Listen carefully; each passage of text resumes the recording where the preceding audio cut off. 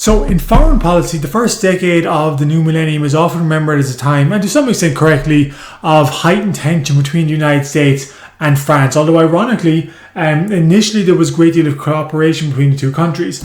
In the wake of the September 11th attacks on New York and Washington in 2001, there was a great deal of sympathy in France for the United States. France itself, as we'll see, was still coming to terms with its own Muslim immigrant population. And so certainly on the French right in particular, there was a great deal of sympathy for what had happened in terms of this Islamic terror attack on the United States. This is Le Monde, the day after September, see the date kind of blurred, September 12th. If you look on the far right, this editorial, "We are all Americans." And there was a great deal of sympathy, at least early on, for the attack on the United States and for the desire of the United States government to find out who had done this attack and to punish them. And so when the United States decided to invade Afghanistan as part of a NATO operation in the fall of 2001, there was a great deal of French support for this as well. However, this French support began to cool when the United States government also started looking at targeting Iraq. Starting in 2002, the United States government argued that there was a terrorist connection with the Iraqi state that possibly had played some role in the 9/11 attacks, and that Iraq was producing weapons of mass destruction that it could use for attacks on the West. The French state under Chirac was much more skeptical of the desire for the United States to invade Iraq. It kind of didn't accept American intelligence that Iraq was any kind of major threat to the Western world, and really wasn't the only European country that opposed an American invasion of Iraq, but was probably the most vocal. And it was actually the French government which vetoed the efforts of the United States to ensure that the invasion of Iraq, which began in 2003, was a United Nations operation. The French veto prevented the United Nations from approving this operation, meaning that unlike the invasion of Afghanistan, France did not support the American invasion of Iraq in 2003. And this actually generated a great deal of hostility towards France back in the United States. Many people in the United States felt France was ungrateful for all the help the United States had given it in the First and Second World War. The infamous creation of freedom fries was one consequence. So in the US House and Senate, on the menu, they replaced the word French with freedom fries, and some restaurants around the country followed suit, kind of reflecting the hostility that existed towards France. This was also a time when there was a great deal, or the epithet "cheese-eating surrender monkeys" was used to kind of discredit France in general, and this idea of France being a country that never won a war, was always a country surrendering, was first really kind of promoted heavily in the United States, and actually still very much lingers in American culture to this day. Of course, there were some other genuine criticisms. Some people in the United States pointed out that Iraq France had made some deals in Iraq that meant when the economic sanctions that had been imposed on Iraq dating back to the first Gulf War in 1991, that when those sanctions were eventually lifted, that France had positioned itself to kind of benefit most from the opening up of the Iraqi economy in terms of its investments and business interests, and that therefore there was some evidence French economic self-interest in trying to discourage an invasion from Iraq as well. And so in the United States in particular, there was a considerable criticism of France. Some people believe that there was an French equivalent of American criticism back in France, and the most famous example of this actually predates the Iraq War. So José Bové, pictured here, José Bové was a famous French activist who'd been involved in the May 1968 demonstrations. And in 1999, he led a group of French people there was a McDonald's being constructed in the town of Millau in south central France. And Beauvais and his fellow activists essentially took apart the McDonald's before it was constructed. I mean, they notified the authorities of their intention. They dismantled the infrastructure, and the reasons. So this was in the United States interpreted as an event of simply just anti-Americanism, but it wasn't really so much that. There was a trade dispute between the United States and the European Union in the late 1990s. Basically, the United States wanted American beef to be sold in the European Union market. The European Union was concerned with the quality of beef that was being sold in the United States, particularly the ability of American farmers to add hormones to the beef, and therefore had refused permission for this beef to be sold In response, the United States government had imposed tariffs on certain European products, including French cheese. So this was actually a retaliation against the United States government and what Beauvais and his fellow activists consider an effort to force bad food upon the French people. It wasn't really so much about McDonald's at all, although in their minds McDonald's was kind of equivalent or was a symbol of American bad food, and therefore was a legitimate target. So I'm going to show you guys a video. This video is actually from 2001, so this is not the original attack on McDonald's, but you'll see Jose Beauvais being interviewed and just give you a sense of the mindset, I guess, he brought to these protests against the McDonald's in general.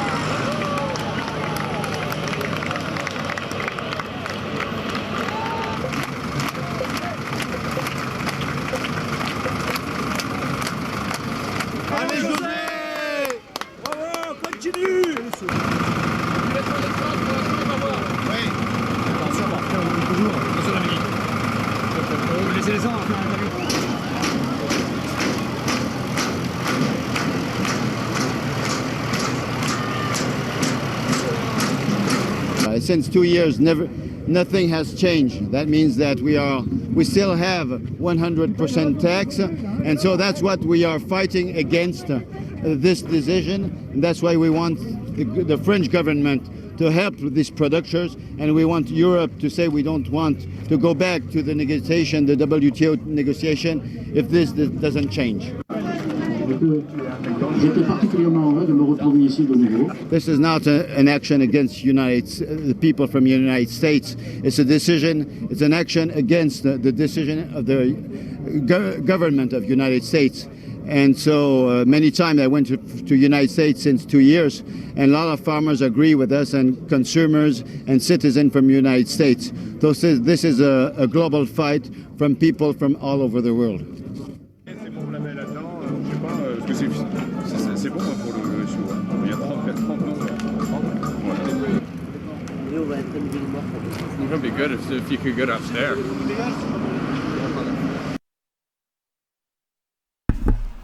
Okay, so there we see, I guess, the Jose Beauvais' campaign against McDonald's. It was part of a wider French campaign against globalization in general, and oftentimes that found itself being directed against the American government in particular, which many people in France felt was the main agent promoting globalization. I mean, you heard what Jose Beauvais said there. This was not, in his mind, this was not an attack on the American people, but rather an attack on globalization, which they felt the version of it being promoted by the United States government obviously suited American interests best, and therefore was often detrimental to local interests in response. And so the kind of tension between the United States and France oftentimes came from very different ways of viewing the world.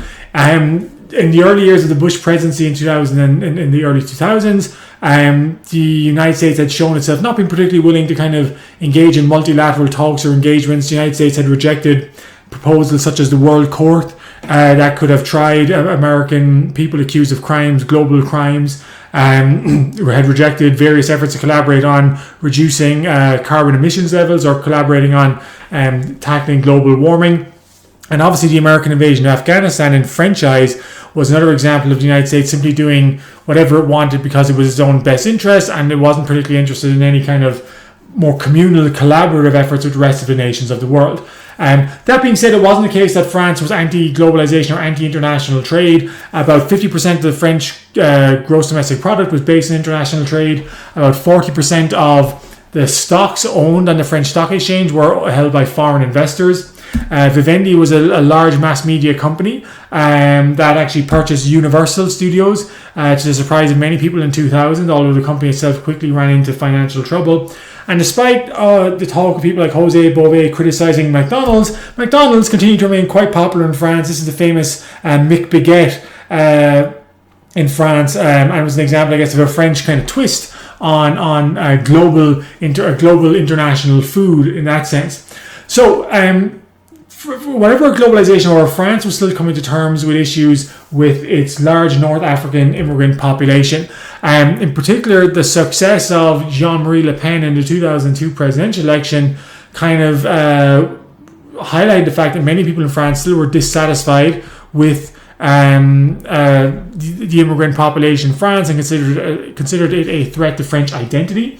I mentioned how the World Cup win in 1998 had seemed to offer the prospect that there could be greater collaboration between, or at least it marked a new era of kind of multi-ethnic French sense of French identity, but that wasn't to last. In fact, something that kind of highlighted the tensions between immigrant and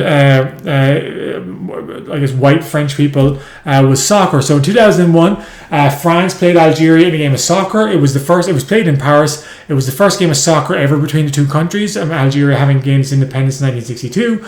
The French national anthem. So most of the fans in the stadium were Algerian immigrants living in France. When the French national anthem came on, it was widely booed. The French players were booed throughout the game. And eventually, Algerian fans stormed the field when France was leading 4-1 with about 20 minutes to go. The game had to be abandoned. But the fact that they booed the national anthem in particular shocked a lot of French people and kind of showed them that there still was this major division between immigrants in France who, in their mind, had not assimilated properly, and the wider French population.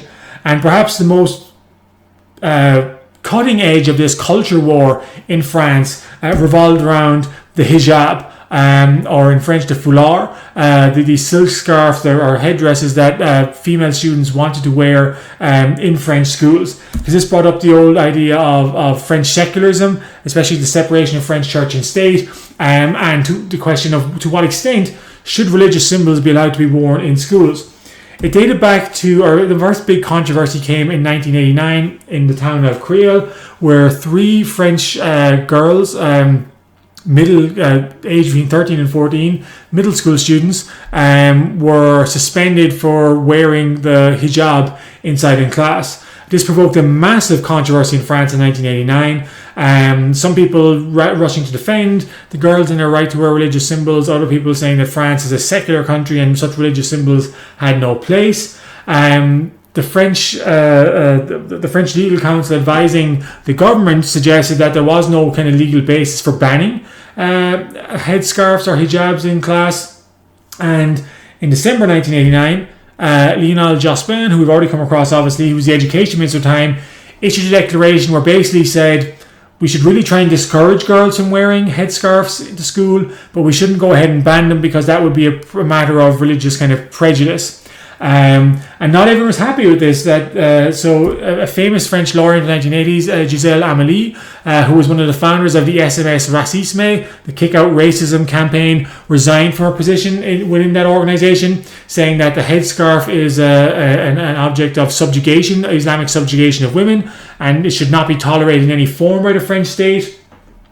On the other hand, some conservatives, particularly religious members, remembering the kind of older conflicts in French society about church and state, came to the defense of the girls. So Cardinal Albert de Courtrai was the Archbishop of Lyon, and he said, well, it's basically trying to discourage people from wearing headscarves is kind of an attack on religion, and that shouldn't be allowed to happen either.